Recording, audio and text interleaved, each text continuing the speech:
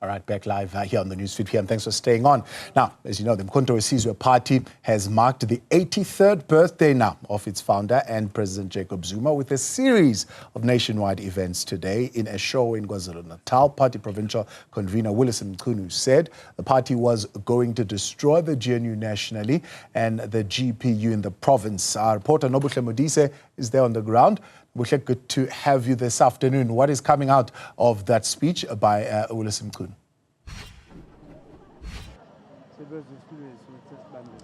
A very good afternoon. So yes, the provincial convener, Willies Mchunu, who's also the former premier of the KwaZulu-Natal province, gave the keynote address or the lecture around the life and times of Jacob Zuma, who is the current president of the MK party. And he said quite a number of interesting things, even those that were raising eyebrows. But he took, supporters through the journey of Jacob Zuma, starting from when he joined the ANC, into him going into uMkhonto weSizwe, his arrest, coming out of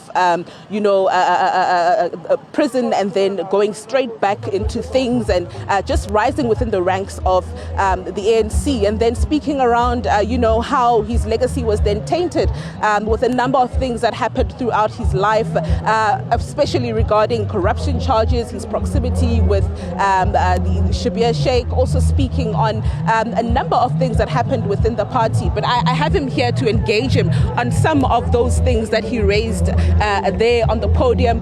Firstly, I'm going to ask you about the most controversial thing that you said on stage when you referred to the former public protector Thuli Madonsela as Ichiji, when you were speaking about how she's the one that wrote the state of capture report that essentially saw the inquiry formed. I don't know about you, but I find that statement deeply problematic in terms of, she's a woman and she's a mother. Maybe take us through what you meant by that. Well, let's just say for once, all the women, this woman here next to me, I refer to her as Ichiji, because she was once a Ichiji. So it's not a derogatory term. Oh, it's a term of endearment. No, it's a term to respect her. That there was a time when she was a virgin, and therefore I still respect that virginity, even when she is now old. Yeah. So I was not. It wasn't anything about the name. Yeah. But the main thing was she found Jacob Zuma to have had some relationships with the Guptas through state capture. We disagree still with her interpretation of state capture. Because state capture starts with what is the state. And therefore then we must talk about capture. Now, and then we must talk about who captures the state. Not in any history do I know of an individual or even three people that have ever captured the state. The state capture is always a class issue, because the state capture, the state is always captured. Somebody has captured the state. If it's not the working class, it is the ruling class of the elite capitalist class. You also spoke about the fact that the reason he saw corruption charges meted out against him was because of his closeness with Eshowe Sheikh, not necessarily that he did anything wrong. The corruption charges that he still faces a trial for. Take us into that. The statement I made was that Jacob Zuma was not investigated by anybody and no case had been laid against him. Only Eshowe Sheikh was at court. But the judges found it necessary to digress from the matter of Eshowe Sheikh and look for Zuma. And I find that I find it as travesty of justice, in my view. Because you deal with the matter that is before you as the presiding officer of the court, and you pronounce on that matter. If police wanted to arrest Zuma, they should have investigated Zuma after somebody had laid a criminal charge, not for a court to just find find somebody guilty with no investigation, no laying of criminal charges. That is what we detest the most with what has happened to Zuma.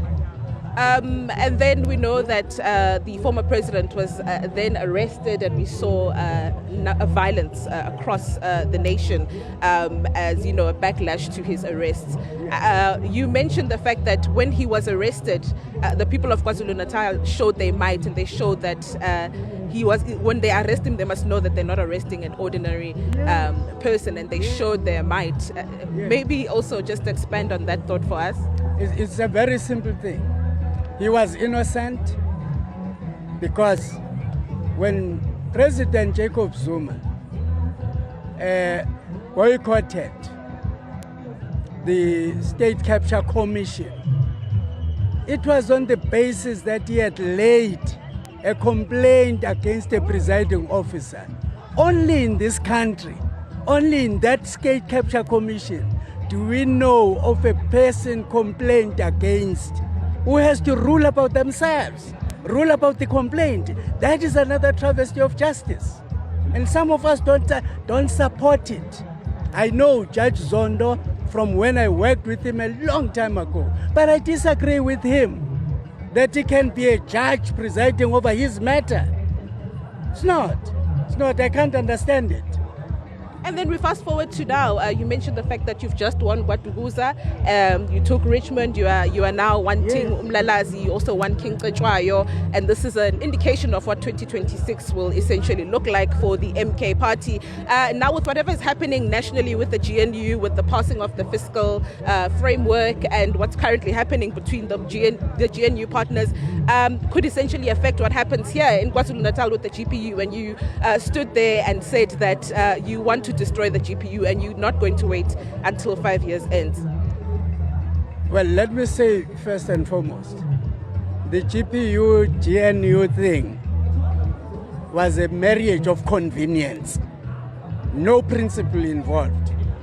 They may claim to the society that there was any principle involved. There is none. Ideologically, the ANC has always stood in opposition to the DA, ideologically. And you can't mix those two ideologies unless the ANC has sold out and become a GADA. Then that changes the whole story. Then we can then say they will stay there and be the one party ANC-DA. Then they are not going to be destroyed. But the ideology of the DA is not to serve the poor people. It's to serve the capitalist class. It's to serve big business. All policies of the DA. And if the ANC is also drifting in that route, then the ANC must be rejected by the people, the poor people, like these people that we represent here as uMkhonto weSizwe. And therefore, they are bound to crack one time or another. And I can guarantee you, they cannot approach local government elections in this form. And how do you feel? They have failed. They've failed the people. Problems that have been there for ages have never been solved. The ordinary person does not feel any service delivery coming to them. Therefore, they are not going to hold. If they crack now, all the better. All the better for the people. But for us, we have long said it, that in 2025, we will begin a campaign that will be designed for us to wrestle power in KwaZulu-Natal from the collision of the DA, ANC, and IFP. We are going to do that. You spoke of a march. I'm not sure if there are dates, but you spoke about the importance of that march and why you're having it. We will announce the date of the march, but the first march is likely to be in Durban. And that's a provincial march. That will be the beginning, and that's when we'll send a message to that Government of Provincial Unity that they are there. Unceremoniously, they should vacate and allow uMkhonto weSizwe, a party that was voted by more than 50% people, But because of the shenanigans of counting votes, we were given 45%. Even with that 45%, we are still the majority beyond them. No other party comes close. The closest has 15 seats. The closest party has 15 seats. So no one can deny the fact that the MK party is the biggest party, singularly, in KwaZulu-Natal. Thank you very much. That is the convener in the KwaZulu-Natal province of the MK party, Willies Mchunu, taking us through that lecture that he gave on the statement and some of the statements he made there, not being able to give us a date on that march that he mentioned, but also just reiterating the fact that at 45% of the vote in the province, they will take over the province. And as he said on the podium there, that they're not going to wait for 5 years, but they will be taking over quite soon, meaning that they're leveraging off the situation that's currently happening nationally within the Government of National Unity regarding the fiscal framework. Back to you, studio.